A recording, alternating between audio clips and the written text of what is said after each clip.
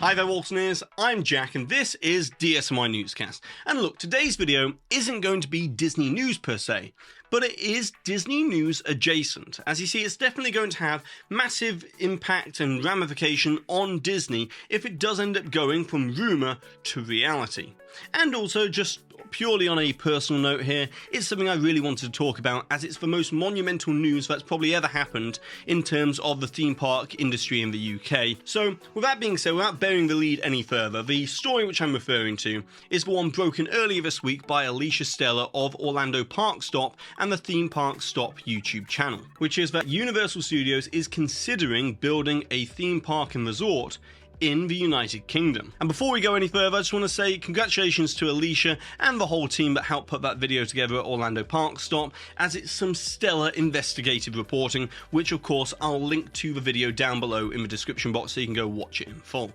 But as a quick summary of the news in the video, it was discovered that domains were registered in September of 2023 for universalstudiosgreatbritain.com, and also that Comcast, the parent company of Universal, has bought a construction company in the UK called Cloudwing, along with all of its land assets, which includes a 240-acre parcel of land, which was formerly known as the Kempston Hardwick Brickworks. And in total, it was discovered that Comcast has bought approximately around 500 acres of land in Bedford, England. Now, since this story has broken earlier this week, it's caught the imagination of the entire theme park community online.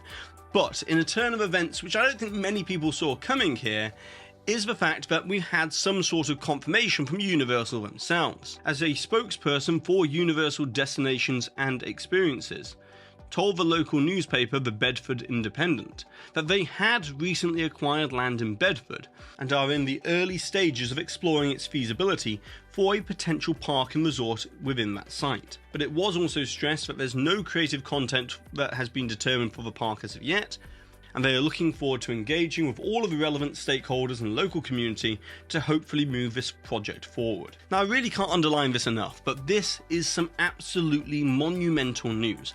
To not only just get the rumour, but within 24 hours also get some sort of confirmation from Universal that yes, this is a project that they are in the early stages of looking at. And according to Alicia Stella, if everything goes to plan, which there are an awful lot of hurdles to get over before we get to that point, we should be looking at a tentative opening date of around 2030 if everything goes to plan. And so that's what we know from a news perspective right now, but I actually think this actually opens up a much larger Pandora's box in terms of questions surrounding this topic if it does end up going ahead.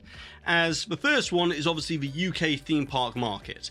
I think, the arrival of Universal Studios in the UK, if it does go ahead, is going to cannibalise the market share of, Alton Towers, Drayton Manor and Thorpe Park, as they're the three main theme parks in the UK right now. And the ones which are most at risk are going to be Thorpe Park and Drayton Manor, because they're the closest in proximity to the site where Universal are considering building. But also these theme parks are going to have to, up their game basically.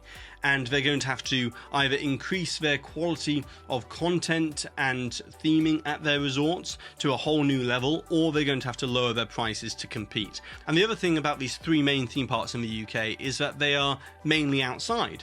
So they have to have shorter operating hours during winter, and also, they have the bad weather, whereas Universal Studios, if they do move ahead with these kind of plans in the UK, apparently a lot of it's going to be indoors. So therefore they'll be able to stay open later and operate year round with the normal operating hours, which will be a positive for the Universal Studios proposition in the UK as well. But then the other thing that I think people need to think about here is, even though Disneyland Paris is in a different country, this is going to have a huge impact on Disneyland Paris from my perspective.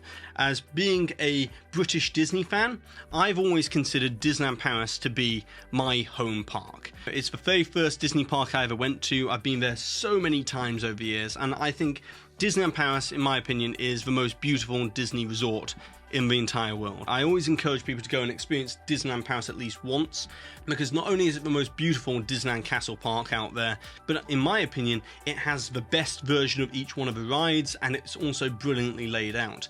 And so for that reason alone, I've always said it's the best Disneyland Castle Park in the world. But with that being said, it has become a lot more expensive in recent years, with their version of Lightning Lane and stuff like that. but also the hotels, staying on properties become more expensive, and Eurostar and airfare to get to Disneyland Paris as well. Everything included, it becomes very expensive. And this is where I think that Disneyland Paris might end up having a bit of their market share stolen by Universal Studios, is because if UK theme park fans can go to a theme park which is on the same level as Disneyland Paris, which I know there's Efteling and Europa Park in Europe, but that's further afield. If there's one in their home territory of the UK, that in many theme park fans' minds, they put Disney and Universal in the same breath, because when they go to Orlando, they end up going to Walt Disney World and Universal Orlando as well.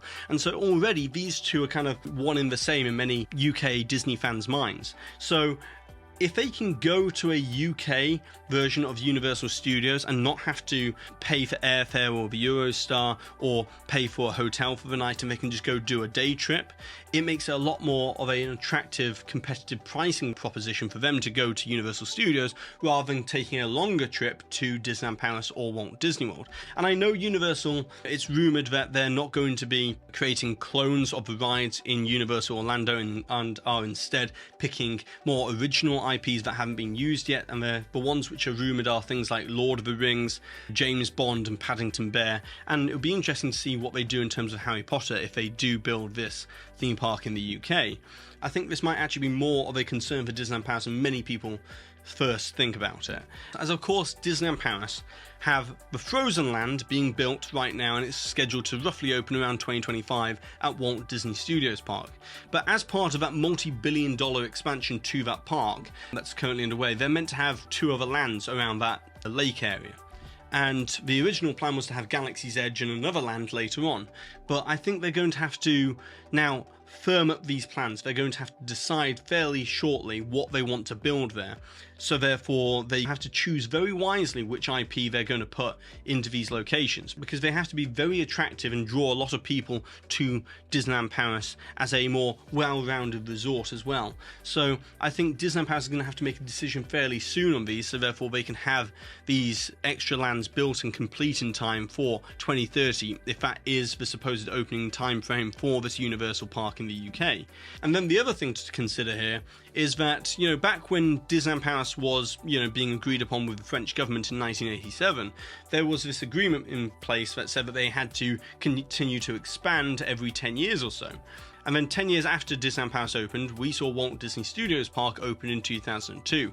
But since then, we haven't seen a third park get announced or built, obviously, and that's because this agreement has been continually extended. And the last extension was in February of 2020, but it was agreed upon that the extension will be until 2036. So depending on what happens with Universal Studios in the UK, and if it, it does end up going ahead and is a huge success in 2030, this might actually incentivize Disney to invest in a bigger way and build a third park at Disneyland Paris in the 2030s to, make it more of a destination resort that will be more of a week-long stay rather than just a 3 or 4 night stay for the two parks that they've got there at the moment. So I do think this is going to have huge ramifications on not only the UK theme park market, but also Disneyland Paris as well.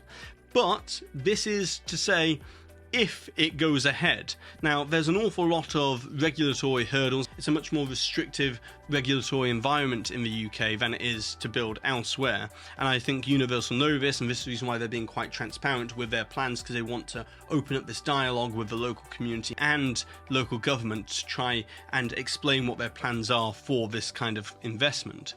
But obviously, we have the London Resort, which was often incorrectly touted by many newspapers as the UK's Disneyland. That originally had Paramount tied to it as an IP, and you're going to see stuff like Star Trek within that park. But eventually, that fell by the wayside, and it's kind of in limbo right now. And that's because where it was being located, which was just off the River Thames in Swanscombe Peninsula in Kent, they did this scientific study by Natural England, and they found this endangered species of jumping spider on the property, and it basically scuppered the whole plans, and it meant that they had to revise their plans. And I don't really know what the current state of it is. I think they withdrew their plans, and it's kind of in limbo right now, would they end up moving forward with it. But with Universal, I think they're onto a more winning scenario here, because in Bedford, you're not having to deal with the Greater London Governmental Committee trying to get everyone on board around there.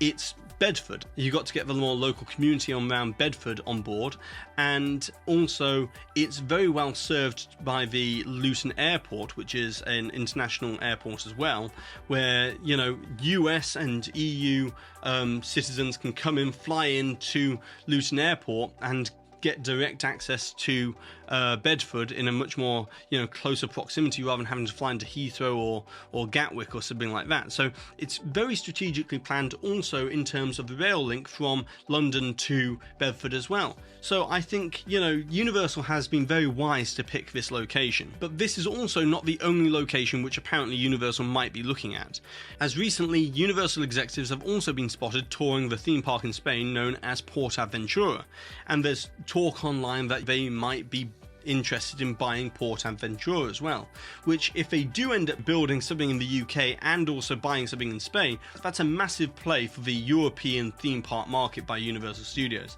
And personally, this is the kind of thing that Disney needs to be thinking about. You know, they keep talking about their $60 billion investment in the Disney parks over the next 10 years, whereas Comcast has said that they're very bullish on theme parks because it's a very profitable segment for them.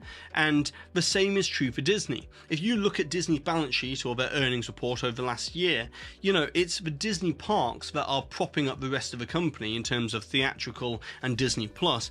The Disney parks are the revenue generator.